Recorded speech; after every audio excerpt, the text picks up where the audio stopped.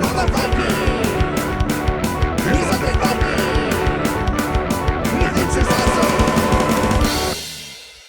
everybody, this is me, Undead Viking. This is Guards of Atlantis, and this is a tabletop team-playing multi-battle arena game. Basically what it has is you have these two factions, and there are multiple heroes in each faction, and each player is going to take control of one of those heroes, and they are going to do battle in the arena while also trying to help out these what are called creeps or minions that are on their side, trying to help them to lay siege to the throne room of the opponent. And so you do that by playing cards, and there's no dice. This is like a battle game that is all very, very tactical, very, very strategic, and focuses very, very strongly on the team, on working together with the other people on your team. So let me show you how to play the game. It shouldn't take too long, but I mean, it is really, really cool. So let me just dive into that, and we'll come back here, and I'll tell you why I've enjoyed playing Guards of Atlantis. All right, awesome. Alright, this is Guards of Atlantis, and I've gone ahead and set up a game. And so what you're seeing in front of you are the two separate sides that are going to be doing battle and trying to take over the throne rooms on either side. That's how you lose the game. If the minions, or your ground troops, if you will, are able to advance and take over the other person's throne room, you win the game at that point. Now, to do that, your heroes, which are the ones you control directly, and you kind of control the minions, but it's an indirect method, but I'll talk about that in just a second. You will have these decks of cards, and each person has a deck of cards that will represent their hero. Now, obviously this is a prototype, and this is like really awesome. I really actually kind of dig the way these look. These are like laser cut tokens that represent the heroes, but they are going to have really high quality miniatures, and like they sent me a few of them just so I can kind of show you. And if you go to the Kickstarter page, you can definitely check those out as well. So you can see just how they've really gone the extra effort to make sure that the game, once it has all the miniatures and everything out there, it's really going to pop, and it's really going to be pretty impressive, in my opinion. If these are just like the prototype minis that they were able to send me, I like this one with the big giant rifle. Pretty cool, huh? But anyway, so yeah, if those are the prototypes they're able to send me, I can just only imagine how good the final creation is going to be. But anyway, so this is Guards of Atlantis, and each person is going to get this deck of cards, as I said. And so this deck of cards is going to include your basic actions at first. And so each card will have a number up on the top right there to say what level of a card is. So this is level 1 card, then you go to level 2 cards, then you go to level 3 cards, and so forth. And you improve the cards by spending money. You can see there's some little money chits over there. You normally, the easiest and most lucrative way to earn money is you do it by killing the enemy minions. They're worth either 2 coins or 4 coins. You can, if you're lucky enough to take out a leader, one of the opponent's heroes, whatever level they are, because as you level up your skills, you level up your hero. Whatever level they are, you get double that level in coins. And so if you are a high level hero, you don't want to put yourself in a situation where you're going to be like letting yourself get knocked out. And don't worry, this isn't an elimination situation. If you are taken out as a hero, the following round or following turn, you just respawn back in your throne room and you can begin again. But anyway, so but these cards, will have your abilities that they have on them. So, this is the Barbarian. Of course I'm going to show you the Barbarian, because he kind of looks like a Viking. But, so the number up here is the initiative number. The higher the number, the quicker you're going to go in that particular round. I'll explain that process in just a moment. You're going to have here, this is a defense number, so every card, if it has a defense number, can be used as a defense to be played if you are attacked by somebody. In order to defend yourself against an attack, you just have to equal the attack. Ties go to the defender, and then you prevent it. If you can't equal an attack that you're affected by, that is when you get knocked out. You don't have hit points, you're just considered you weren't able to defend the attack, and you're just done. When you attack a minion, they don't get to do anything. You just kill them. So, like, a successful attack is just, yeah, you won. So this is a movement. A movement is exactly what you'd think. The number of spaces you can move. You can see these are hexes. However, there is a fast movement rule. Now, this is one of those like terminologies that you have to wrap your mind around. Each one of these places here is an area. So when something says you can move through an area, they mean not just one of these little spots, they mean the entire area.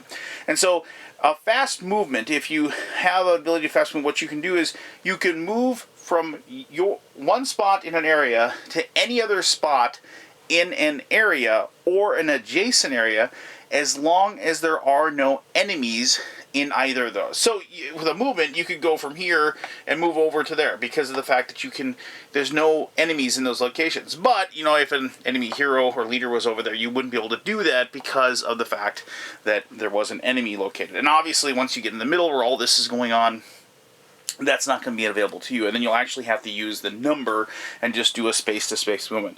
And finally, on the bottom, that is your attack. And so, like as you can see, this is a base attack. It's 5. And so, if you attacked a hero, you'd say, okay, my attack is 5. Sometimes there's going to be modifications due to different things. Mostly, if you're next to your little minions that are inside, they can both aid your defense and also aid your attacks and things like that. So, you know, that might alter it as well, and then the other player would have to react to that in some way. So then that's just an attack. Then so you have a mad dash, and you can see this has got an awesome defense on it. You know, it's pretty slow, but you must move 2 in a straight line before making the attack. So basically, you charge up, and it's a big move, and you can attack. And so here's a shield. This is a skill. Friendly melee creeps, and that's another word for the minions, is like they're creeps. But friendly melee creeps in radius of 2 are immune to all basic attacks. So if you had this, it's an ongoing. So you'd be able to defend your troops. And then throw off balance. It's a defense discard. If you've blocked a basic attack, move the melee attacker 1 hex in any direction. So they have these little things that like additions here, and so you can see once again. And then finally a hold. Now hold, the 2 cards that you'll never get rid of when you upgrade. You'll never go to your basic attack. You always have that available to you. You'll always have your hold card. The hold card basically tells everybody else that you're not going to do anything else that turn. For whatever reason, you're not going to use any of your other cards. Who knows why? There's lots of times when it's just you want to stay in the same place, and you don't want to have to play a card that's going to have to move you or anything like that. You know, maybe to attack. But and sometimes you're just in a bad predicament where you just don't have what you need at that particular moment. But regardless, when you play the hold card, you're just basically saying to everybody else, during this round of the combat, this turn of the game, you stopped doing anything. You can still, if you have cards, you can still use them to defend against attacks, but the normal process of actually playing a card and doing an action, you're foregoing that for the rest of the turn. So how does it work? So basically what happens is that each person that is playing the game, that is controlling a hero, that hasn't already used a hold card, they are going to take one of their cards, and they're going to put it face down. And once everybody's put a card face down, they're all going to flip it over and reveal. Now, this is one of the cool things about the game is that, and we played it this way. I don't know if you're supposed to play it this way or not, but when we played it, when we had like teams, we'd share each other's cards with each other. It's like, okay, you go here and I can do that, and like you play that card. We would talk our turns over, and that's really good to do because as far as the initiative goes, you want to make sure that I'm going to do this, and then you're going to do that after me. You don't want to kind of get butted up against your friends and screw things up. And I think that's one of the really cool parts about the game is that this game really focuses on the team and what the team is doing to try to work together to win the game. So basically, everyone puts a card down, you reveal, and then you take the cards, the highest number down to the lowest number, and you just go through the process, and each person takes their turn by doing attacks or skills or movements or what have you. So now here's the big thing as far as how does this move? How does this like seesaw the battle occur? So as your heroes kind of move in here and start taking actions and doing things to try to take out these opponents, there are 3 different types of creeps or minions that are inside right at the beginning of this starting area. And you can see they have spots that are given to them. You can see you might not be able to see, but there are little icons there to let you know that's where these go. Now, in the general scheme of the idea is that these things are fighting right now. They're tearing at each other. And, they're trying to gain an upper hand, but they're evenly matched. You can notice there's one each of each type, and they have the same number. So what happens is that if your heroes start waiting in here, and they say like we kill, like maybe this guy died, but this guy died too, right? So then you look at the end of the turn, because you do 4 rounds of flipping the cards over. And once you get those 4 rounds done, you then take a look at the map, and you see if one side has a advantage as far as number advantage. And if you have a number advantage, what happens is that the side that is behind, as far as the number advantage, has to take one of theirs off as well, and so weakening them even further. And so you can kind of see like the weight starts shifting or whatever. If you ever lose all of your minions, either during the battle, like say the second card, the successful attacks take out all 3 of those, and so they're gone, then you would immediately shift the battle to the next area. This is called pushing the path, I believe it's called. And so what happens is you then reboot. These guys basically, you take these characters, or these tokens, even if they were like taken out and killed, and then you replenish them on the spots on the board. And so like so, and like so, and let me find the little shooter one, like that, and you place those on there, and then you do the same for the other group as well. Let's see. And like, I need the small guy here, and there. So you then restart, and basically now you move in, and now you're going to be warring in this location there, and fighting over that. Now, as you can tell, it's kind of like you have less of the creeps and minions, because you not as many as in the middle.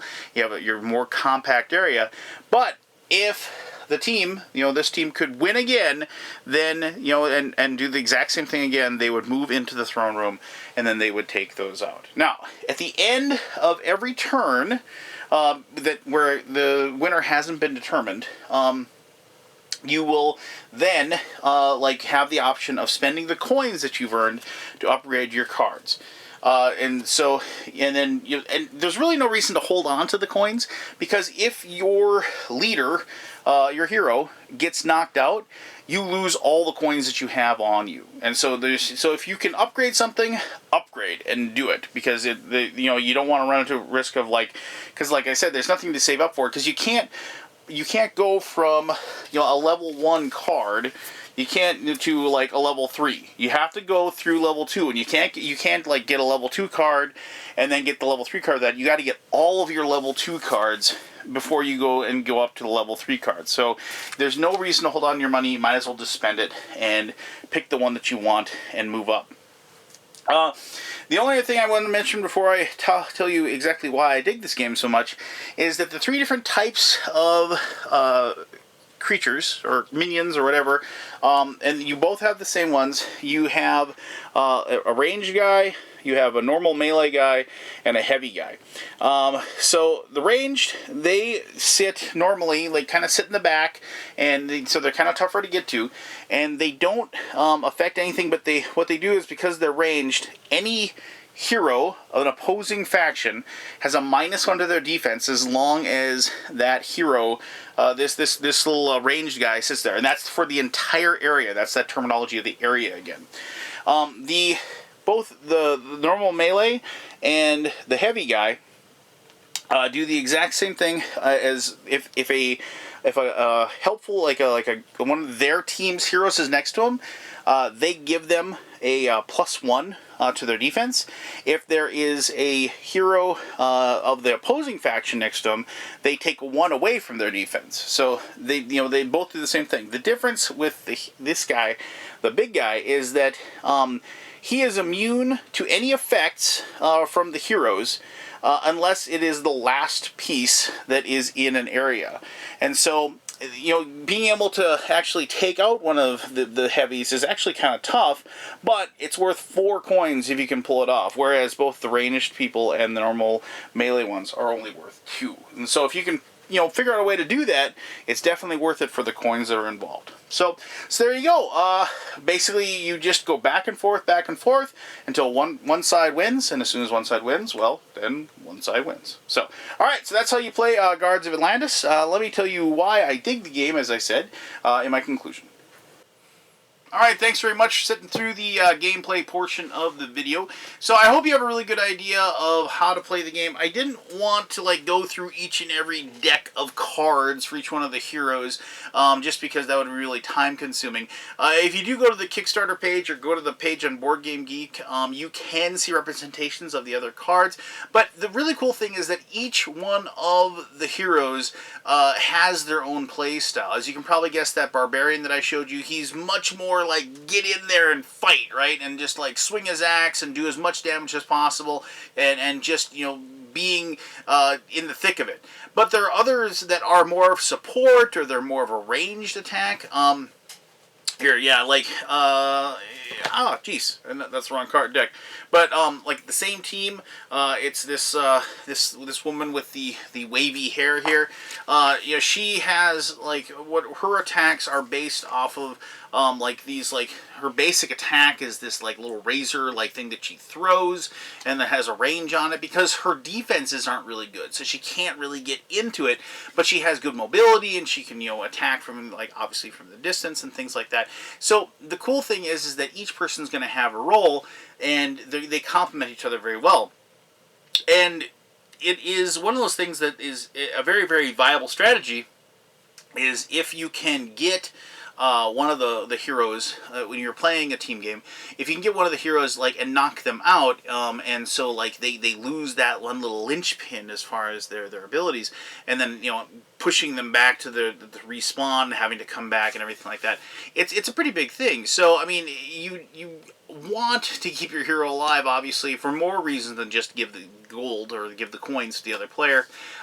So it's fun. I mean, it's so, and you really notice when I played the game, you really noticed when you didn't have that hero that you needed, the abilities and things like that. There were more than a few occasions when we were saying, "Oh, hey, play that card." "Oh, no, wait, you got knocked down last round. You were way back there. You need to get into the fight again before we have a shot."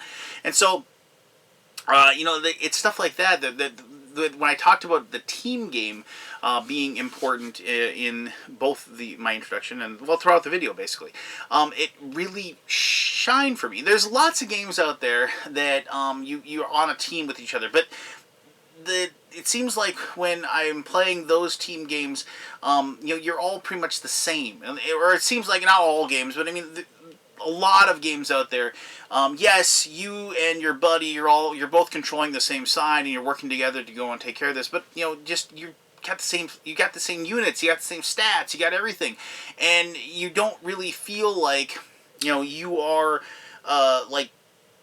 different. There isn't a dynamic change between you and the person sitting to your right. But in this one, it is. You do feel that difference. I got to do this because you aren't good at it, but you're going to do that because I'm not good at it. You know what I'm saying. And that's where this game really shines. And trust me, when you are doing these combats, it's like you'll gain that ground, and then you'll get pushed back, and then you're back on your heels, then you push back into the middle, and it's that seesaw, that ebb and flow. So when you finally do pull off the win, and you push your minions into the other person's throne room, those accomplishments, that win, it was cheering moments in a few times when we played it, and we had a lot of fun with it. Like I said, I really liked the way this looked. I don't have a problem with these pawns that represent the heroes and the minions that are out there. I dig these laser cut tokens, but like I said, it's gonna pop with the minis, and it's just. This is going to be one of those games that I know that when I set it up at my gaming club, or just at gaming conventions and things like that, people are going to be like, "Whoa!" And check it out. And like I said, they've really gone over the top with the sculpts and with the molds that they have out there as well. Um, you know, I think people are going to enjoy the bluff and counter bluff of which card, because you know after you play the game a little while, you're gonna know what cards are, you know, that people have. I mean, we play pretty open when we play it. I mean, so when somebody upgrades, we say, can we see the card that you upgrade to? Okay, fine. We read what the possibility is, so we can kind of take note of what it is, give it back, that sort of thing. So it's all open knowledge, but the non-open knowledge is obviously which card is being played at a given time. And so you have that bluff and counter bluff aspect. You have the strategic placement of everything. You have the tactics. It's just a fantastic game. It's very well balanced. Neither side really felt stronger than the other. I mean, obviously, certain heroes would seem to be more powerful in certain situations, but I mean, that's just the situation of it. And it's your job when you're controlling a hero to put themselves in a situation where they're going to shine. And so if you can do that, obviously, then you're going to be doing very well. So there you go. I mean, if you like these types of games with like the secret card choice and the multiple uses, and like I said, the multiple, like I didn't say this, I apologize, but the having the cards giving you multiple options, you know, is another great thing as well. So like you might pick a card that like you think it'll be good, but by the time it gets to your turn, like it's no longer valid, you know, so to speak. You know, so you aren't just boned. It's like, oh, I picked an attack, but the hero ran away, so I wasn't able to get to him. Dang it. Oh, wait, I can use it to move or something. You know, so you have a different option, you know, as far as that is concerned. So, you know, I like that. It seems to cover that hole that could have, you know, made the game a little more tedious, if you will. But instead, no, it gives you flexibility. It gives you that dynamic of multiple choices when your turn does come up. So, fantastic game. If you like, if you're looking for a thing where you can play with like four, 5, 6 people and have a cool team situation set up, I highly suggest you check this one out. Go check it out on Kickstarter right now. And if you have any questions about the game, as always, go ahead and ask. I'll be happy to answer those to the best of my ability. As always, I really appreciate you taking the time to watch this video. And until next time, I am the Undead Viking, and I'm telling you to have yourself one heck of an awesome day. Alright, bye-bye.